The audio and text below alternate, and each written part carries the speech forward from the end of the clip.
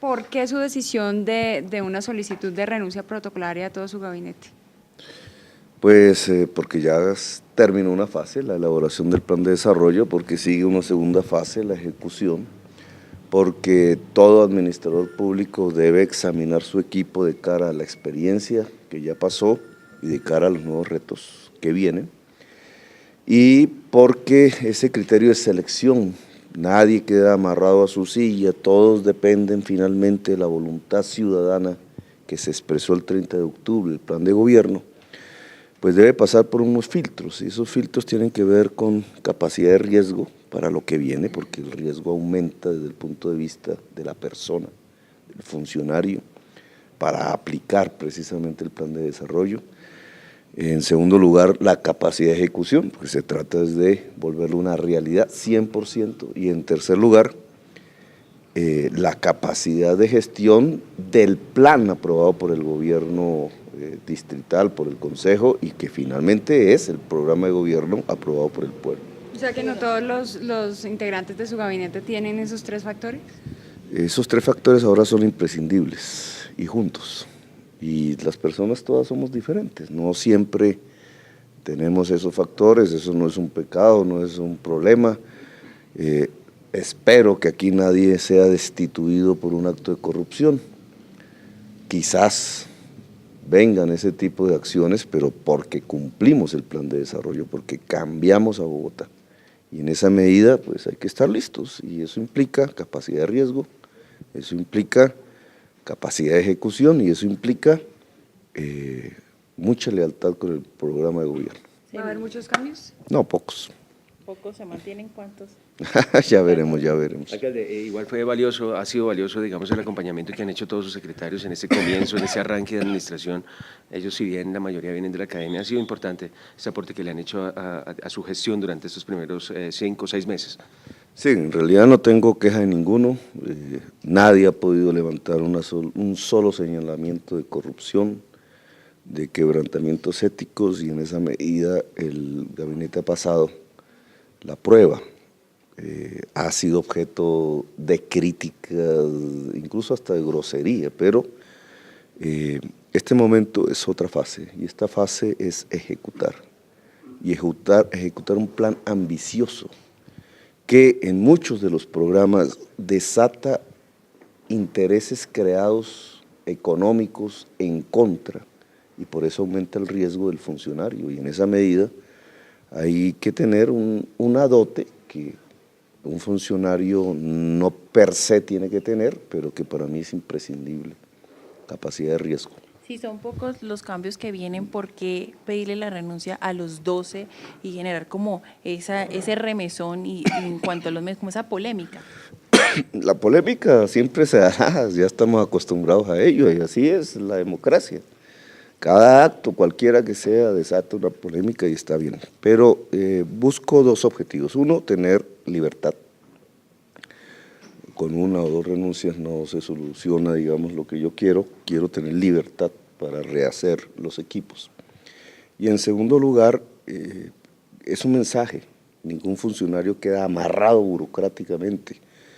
Este tipo de administraciones en todo el país, en Bogotá también, tienen un carácter de llevar a la inercia al funcionario. El mensaje que un aparato burocrático entrega siempre es: no haga, no cambie, quédese quieto, pásela bien, ganes el sueldo sin trabajar, y nosotros no estamos para eso. Nosotros estamos para hacer una ruptura democrática, para hacer transformaciones a profundidad, por el bienestar incluso de las capas más excluidas de la sociedad bogotana, por el bienestar de Bogotá. Esos cambios no nos permiten quedarnos quietos, no nos permiten quedar en la inercia burocrática, no nos permite ser burócratas. Y entonces, a diferencia de otros gobiernos con otros estilos, aquí no queremos que un funcionario llegue y piense que su puesto es propiedad privada, que no es cambiable, que no está ad referéndum de la legitimidad popular permanentemente. Alcalde, pero otros ven eso no como burocracia, sino como inestabilidad. ¿Usted en algún momento, cuando eligió a su gabinete, pensó en que los iba a cambiar una vez le aprobaran el plan de desarrollo? ¿Cree que se equivocó al nombrarlos porque ahora algunos de ellos no van a poder ejecutarlo? No, y en todo proceso humano, tú mides las personalidades. No es una hoja de vida lo que te lo indica, la hoja de vida es muy importante, pero no te indica cómo se comporta el ser humano bajo presiones a veces hasta indebidas. Y este es un gobierno bajo presión y tiene que manejarse como un Fórmula 1, alta velocidad bajo presión. Y entonces no todas las personalidades permiten manejar un Fórmula 1 y nosotros aquí tenemos que manejar un Fórmula 1, pero además con una presión inmensa en contra, con vientos huracanados en contra intentando detenerlos. Entonces, yo estoy muy contento con el gabinete que hicimos, pero lo hemos calibrado de cara a esa situación, en la práctica misma. ¿Cuántos se le miden al tener el huracán en contra, pero a poder manejar con éxito el Fórmula 1? Ese es el tipo de funcionario que en este momento necesitamos en el más alto nivel. Obviamente no estamos haciendo esta exigencia para todo el cuerpo administrativo, pero en el más alto nivel necesitamos este tipo de capacidad personal. Y es lo que yo quiero aceitar un poquito para que podamos manejar el Fórmula 1 contra los vientos huracanados que se nos vienen. Alcalde, frente a esta moción que ya está haciendo curso y que, digamos, está avanzando en el Consejo de Bogotá hacia el secretario de Educación, unas firmas que se están recogiendo precisamente para evaluar la función que ha cumplido durante estos 6 meses, ¿qué opinión le merece a usted, alcalde? Pues es un mensaje de ruptura que nosotros no queremos. Nosotros hicimos un esfuerzo de diálogo, de concertación. Obviamente tal tipo de actividad pues es otra cosa. La asumiremos, vamos a discutirla. En educación se ha hecho algo fundamental, que es cambiar la contratación de la compra de alimentos. Hay que decirlo con todas las palabras, lo que había allí era un cartel de la contratación, que fue denunciado en su momento por quienes habla, y nosotros no íbamos a permanecer con ese cartel dentro. Ese cartel se destruye, así lo dijimos en campaña, ese es un mandato popular. Si personas les incomoda que estemos cambiando las formas de contratación para hacerlas transparentes y que el recurso público no se pierda, pues allá ellos. Nosotros vamos por lo que vamos. Bueno, alcalde, le cambio el tema, reducción del pico y placa de lunes a viernes ya pasa de 112 horas a 80 horas al mes. Sí, ese es el objetivo, 28% de reducción. En términos de horas, efectivamente, en un mes, si las medimos, hoy se restringe el uso del vehículo particular en 112 horas. La restricción va a disminuir, ya comentaremos exactamente cómo, horas, zonas, pero se reduce de 112 a 80 horas. Es un desmonte del pico y placa con un objetivo, pues no solamente aceptar que el mecanismo ya hace agua, sirvió, no fue una mala idea, pero era una idea de corto plazo que se nos volvió permanente, incentivó la compra de más carros, dañando, digamos, en mucho la movilidad, y este es el momento de darle unos cambios, también de corto plazo. Vamos a, digamos, está como una fórmula piloto. La verdadera medida de descongestión es un cambio del comportamiento del conductor, que debe dejar de ser un conductor solitario, con moverse con la ciudad y acompañarse, no ser conductor solitario. Eso es lo que más ayudaría. Vamos con el gobierno nacional, que creó la figura en la ley del plan de desarrollo, a instaurar las zonas y los pagos de congestión. Eso es de mediano plazo, no lo podemos hacer ahora, está en un proceso de reglamentación con el gobierno nacional y de estudio en el distrito. En el corto plazo, lo que haremos es disminuir el pico y placa de 112 horas hoy, vigente, a 80 horas. Miraremos su efecto. Nuestra intención es que se use al máximo la infraestructura vial que tenemos, la actualmente existente, de una manera más racional. Hoy lo que está sucediendo es que en las horas llamadas pico, pues prácticamente no nos movemos, y en las horas valle, mucha de la infraestructura vial está desocupada, y hasta que se vuelve a congestionar en la siguiente hora pico. Entonces, eso es irracional. Podríamos perfectamente tener menos carros cuando estamos más congestionados y más carros cuando estamos liberados en la estructura y nos moveríamos mejor. El cálculo que hemos hecho en el modelo matemático que tiene la administración es que nos vamos a mover un 17% mejor. No todo modelo matemático es la realidad, por eso lo vamos a aplicar y vamos a medirlo. Si no conseguimos este objetivo, pues habrá nuevos cambios, pero este es, digamos, la filosofía central de lo que será el decreto de cambio del pico y placa. ¿Lo va a dividir, alcalde, o va a ser jornada así plena como es ahorita de 6 de la mañana a 8 de la noche? Bueno, va a haber un cambio, ya no vamos a restringir 112 horas mensuales, vamos a restringir 80. Pero se lo Incluso, va a dividir en la mañana y en la tarde, o sea, que uno pueda sacar el carro al ya, medio, las horas varias. ya con calma, cuando saquemos el decreto ya lo explicamos bien. Ahora estamos hablando de su generalidad. Incluso tenemos esperanza en que mejore el sábado, el famoso sábado, y básicamente porque al poderse utilizar más el carro en las horas entre semana, muchas de las diligencias que la gente no puede hacer y que haces el sábado y entonces congestiona aún más, pudieran hacerse entre semana, y esperamos que eso ayude a que el sábado también tenga un mejoramiento en la movilidad. ¿Y a partir de cuándo sería, alcalde? ¿A partir del 1 de julio? Que Apenas el decreto diga publíquese y cúmplase. El decreto está a horas de ser dado a la ¿Y publicidad. va a haber rotación de placas?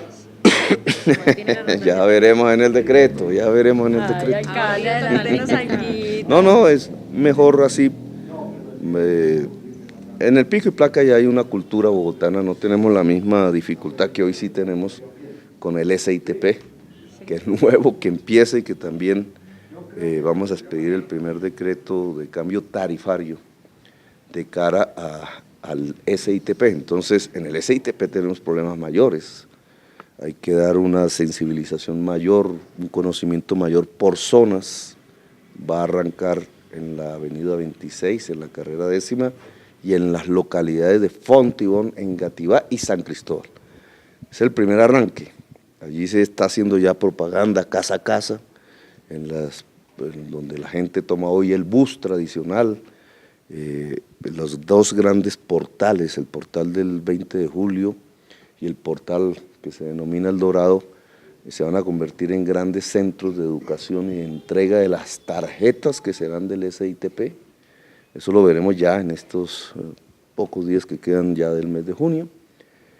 Arrancamos. El SITP es mucho más complejo que el pico y placa. El pico y placa, pues hay una cultura y hay unas costumbres. Vamos a cambiar algo del comportamiento, lo vamos a medir, esperamos que la gente se pueda mover mejor en su carro, esperamos que la gente deje de ser conductora solitaria de su carro, conmoverse con la ciudad, que es dejarse acompañar de otro u otra conductora, política del amor. Pero el tema del SITP sí, indudablemente es mucho más complejo para la sociedad bogotana. Alcalde, la Corte Suprema archivó la investigación en su contra por la acusación del expresidente Álvaro Uribe. Denuncia falsa.